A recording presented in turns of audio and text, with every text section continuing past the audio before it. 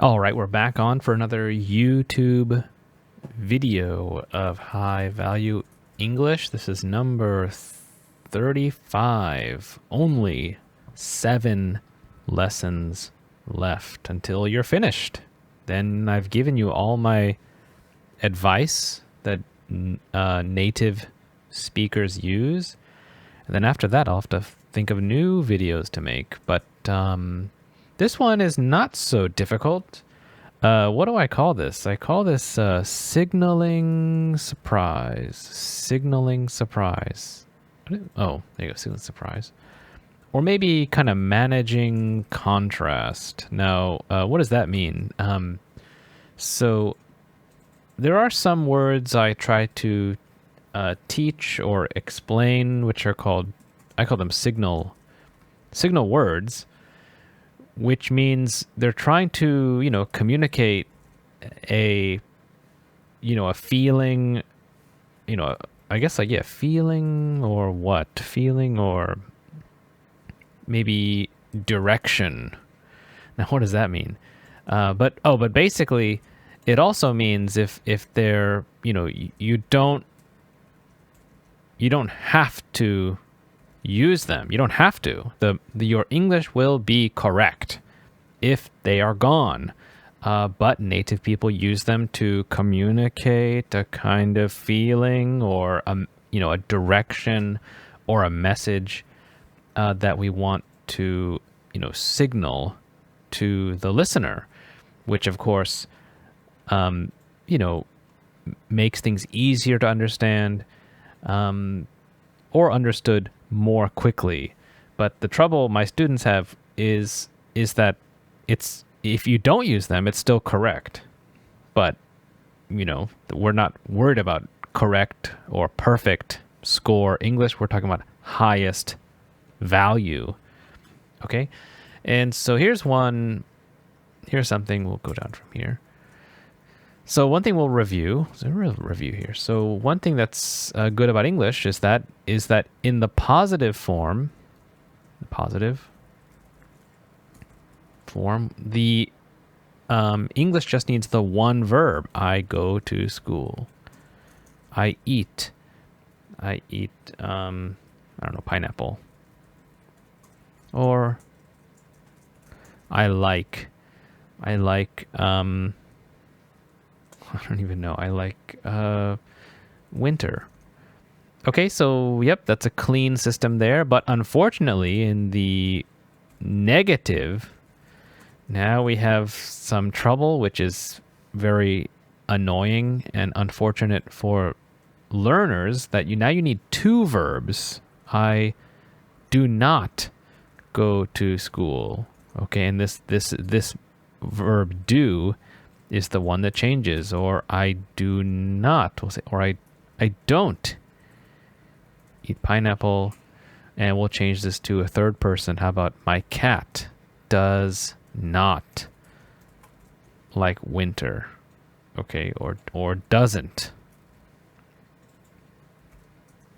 Okay, now that's usually the troublesome for learners, especially Japanese. There's, in positive or negative, there's only one verb. That's kind of a Japanese win over English here. And also the question verb version too. Do you go to school? Need 2 verbs. Or do you eat? Right? Or does your cat? Right? So yeah, it is the positive form. We'll say the questioning, question form. Very troublesome, because there's 3 different types, and the question and negative, you have that annoying second verb. Does your cat? We'll just make it completely eat pineapple. Okay, now, but there is a case where the positive version actually does, there, it's used right there, actually does use the do verb, or the 2 verb style. So these have two verbs, right? Do plus whatever. And the question form 2 is 2 verbs, do plus whatever. Okay, and so this one is usually just one verb, but now we're gonna start using this style, which is again a signal word to communicate feeling or direction. You don't have to use them. I recommend them because native people use them, so you should use them so that your listening can improve to a more native speed, a more native level. Okay, so we're gonna say, we add this in. I say, I do go to school. I do eat pineapple, and we'll say the cat again. We'll say she does like winter. Okay, so let me emphasize that again, that if you don't have to use it. This is correct. This is also correct.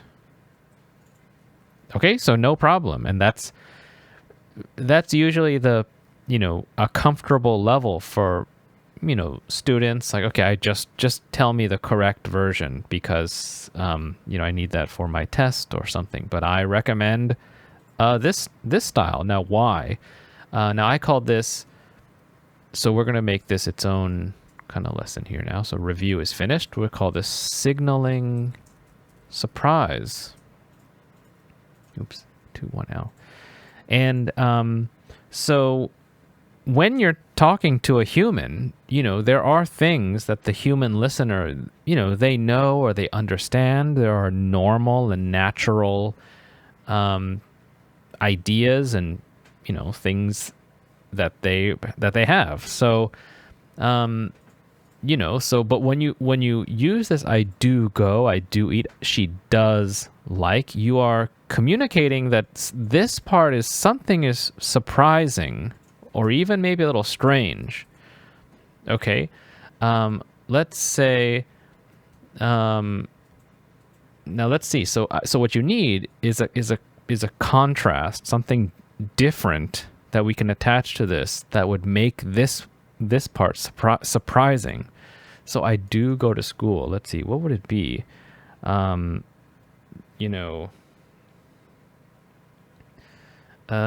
would it be? I can't even think of one. Let's try this one. To eat pineapple. Let's see. I'm allergic to many fruits. Okay, so I'm allergic. So fruits, allergic. Oh, so no fruits? 0 fruits? That's what this means? Well, no. But I do eat pineapple. Okay, so I'm almost gesturing with my hands. Yes, I'm allergic to many fruits. That means no fruits for me. But hold on. There is one case I do eat pineapple. Okay? So that's what this one is communicating. It's gesturing, it's signaling. Like, I know this is, this is very strange, very unusual, but it's true. Strange, but true, we'll say. Okay. Now let's see if I can do this here. She does like winter. Who is that? I don't know. My wife hates being cold. Okay, she hates being cold. Okay, so but she does like winter. Well, that's a little bit, maybe that's too strange. Let's say, but she does like skiing. Okay, so we'll take that. Okay, so my wife, this person hates the cold. That's okay, yep. So cold things that are connected or neighboring. So no, yeah, well, no. Here's one example. She does like skiing, right? So what it is, I'm anticipating the listener's surprise. Okay, so I'm gesturing like I know this is strange or surprising. And that's good. Anticipating, what does that mean? Let's put that up there. So to anticipate, I would say that means, to prepare for, I would say to think ahead. Now, what does that mean? Let's get a better one. Yeah, I think, to prepare for the future. So you're kind of, here, we're here now, but this is coming. Something is coming. So let me prepare the listener. I'm anticipating this is a surprise, right? All right. Now let's kind of do this school sheet, but I do go to school. Let's see. I don't know. I know everything. I am a genius. Oh, wow. So genius, super smart, right? School is finished. Well, no, but I do go to school, to see my friends. I don't know. Okay. So you could see this is a contrasting idea here. I'm a genius. I know everything. I know more than the teachers. Well, but I do go to school because, my friends are there. Okay, so that's what I mean. You're gesturing, you're signaling that this is surprising. You're anticipating. All right, let me make that again. Yeah, to anticipate. That is, I always teach my students, this is how you get to a native level. You're always thinking. So I tell my students that, communication, they want to believe it's 50% speaking plus 50% listening, and then done, right? That's a pretty clean recipe there, but I would disagree. I'd say it's maybe 5% speaking, 5% listening, and then another 90% anticipating. You're always thinking, and in your native language, in your first language, this happens so naturally because you've done it your whole life that you don't have to think about it. But with your second language, you should. You're always thinking, where's this conversation going? What are they thinking? What do they know? Will this surprise them? But anyway, let's just do some more examples. So how about this one? I don't like McDonald's. Okay, so McDonald's is a restaurant. Everyone loves McDonald's. So what could be surprising there? Well, but I do sometimes eat, the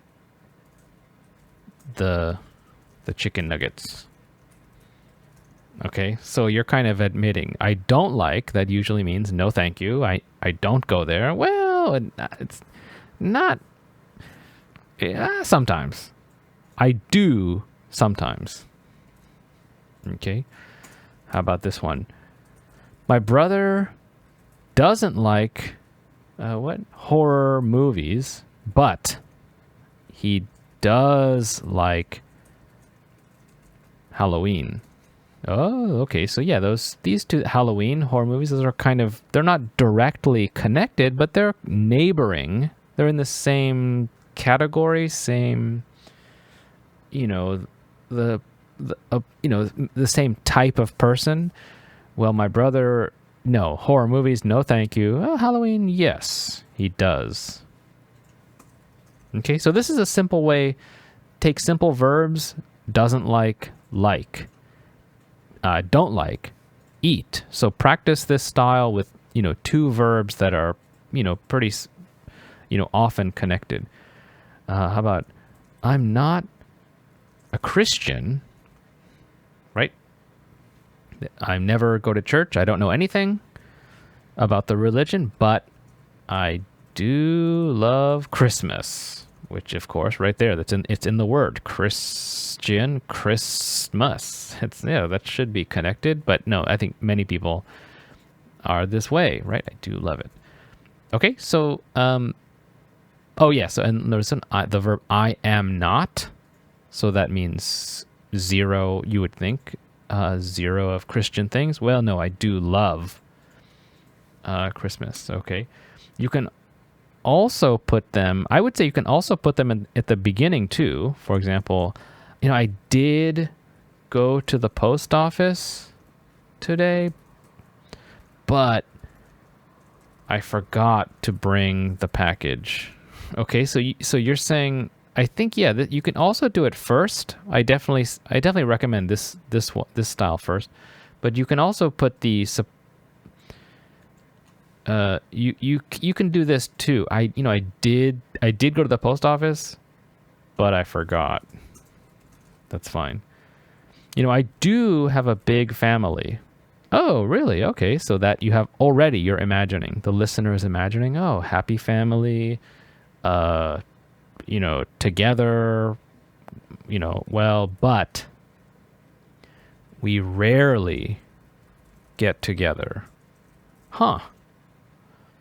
Okay, right? So yeah, I'm telling you this. So that's kind of what this word does. It tries to manage or gesture to, okay, I'm going to say this and you're going to have a reaction. You're going to think, you're going to have an image in your mind. And that's not the case. That I am different, or this case is different. My mother does have a bicycle. Okay, yeah, she rides a bike? No. But she hardly ever rides it. Okay, now remember, hardly, that does not mean very, very, always right. No, it means almost zero. Don't forget, hardly means almost zero of something. Okay, so she does have a bicycle, but she hardly ever rides it. Okay, and I'll just say quickly, again, take these out. I went to the post office today, but I forgot to bring the package. Correct. No problem. Okay, but that is pretty unusual. You could say it this way too. I did go to the post office. I forgot. Or, yep, I have a big family, but we rarely get together. That's fine too. Okay. And let's say it's not here. The person might say, the listener might say, well, like, why? Or how often then? Or when was the last time? Okay, that's fine. It's a normal conversation course, a normal path to go. But when you say, I do have a big family, but we rarely get together, the listener might just go, huh, I see. Or oh, really? Just, oh, really? Right? They might not ask those questions. They might say, okay, fine. Talk about something else. Okay? Because usually surprising equals questions. Surprising. Right? Okay, but if you try to make it not surprising, then maybe, no questions. So I guess that's what I mean. You're trying to gesture and signal, like, I know this is surprising. Don't be so surprised. And then you can try to control the conversation. Like, you don't have to ask these questions. You just get a normal reaction. Like, oh, okay. Yeah, that's some people like this, right? Or, oh, the reaction is, oh, yep, that's, that happens sometimes. Yeah, that's a normal, oh, I understand, I see. Okay. Now the next thing though, a big style I recommend with this version is that, let's say it's something very surprising or very unusual to you, the speaker, or the listener. It's just kind of, let's say it's extra surprising, which is case by case, which depends on the person. We're going to say it's going to be actually, and then, blah, blah. So I don't like McDonald's, but I actually do sometimes. So yeah, we kind of make this longer. I actually do, this adverb. Very often those go together if it's very surprising. I actually do sometimes eat the chicken nuggets. Or my brother doesn't like horror movies, but he actually does like Halloween. Now, why is this surprising? I don't know. But we often use these words together. Actually plus do or does. I'm not sure, but I actually do love Christmas. So it becomes, kind of a actually do, kind of a 4-syllable gesture. But yeah, start listening because we say it very often. Same thing here. I actually did go to the post office, but I forgot to bring the package. Or I actually, this may be the best one. This is appropriate. I actually do have a big family, but we rarely get together. Right? So yeah, you're trying to control. This is probably maybe strange to the listener. Okay. So that's basically the whole lesson. I recommend try making your own examples. Start with a part A, like, I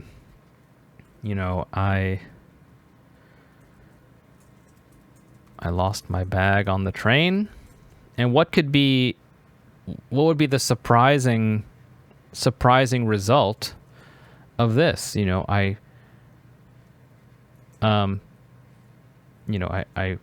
got it at the train station. Okay, but I got it back. Okay, now let's say, join these together. But I did, then this is get, but I did get it back at the train station. Okay, but I actually did. Wow, unbelievable, right? So, and if this is Japan, you're visiting Japan, you're like, oh, I lost my bag, but I actually did get it back. But that's very normal in Japan, but it's very surprising in America. But if let's say this is USA, I lost my bag on the train, but I actually didn't get it back at the train station. So if you're a Japanese visitor going to America, you might think, oh, I lost my bag, but I think I'll get it.